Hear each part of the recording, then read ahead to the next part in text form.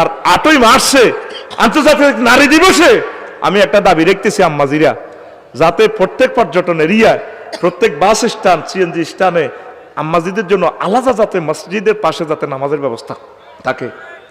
অনেক হুজুরে না মাসলা বড়ি দেয়, আফসারি এখন মহিলাগুলো সাইবাল্লাই চায়। মালয়েশিয়ার সকল মসজিদ মহিলাদের জন্য অর্ধেক, ঠিক কিনা? মালয়েশিয়া যারা গেছো তাতুড়া, ঠিক নেই?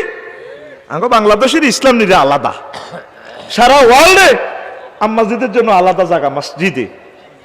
তো কক্সবাজারে তোর বর্ডারে লই গেছ 5 লাখ পর্যটনার্থী ডেলি গেছ এবারে ডিসেম্বরে, এনে দিকো এবারের ডিসেম্বরে তো মহিলা 2.5 লাখ নোয়া সহ্য কর নাই। আসর মাগরিব এসাদে কাজা গেছে, এ মহিলার গো বদদোয়া চলি যাবি গো, তুই ব্যস্ত যাইতি না তো বেটারা। আম্মাজির গোল্লা নামাজের ব্যবস্থাটা কোথায় করলে?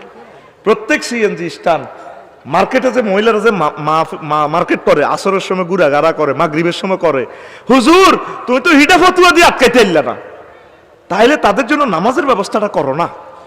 আম্মাজির এই দাবিটা উড়ে না, নারী আন্দোলনের আমার বোনেরা এই দাবিটা উড়ানোর দরকার পেলে আমাদের জন্য মসজিদে অর্ধেক জায়গা রাখেন, এসি করি, অজুখানা, গোসলখানা, সিসিটিভি ফুটেজ, মহিলা কর্মী নিয়োগ দেন, যাতে আমাদের সেফটি দিতে পারে।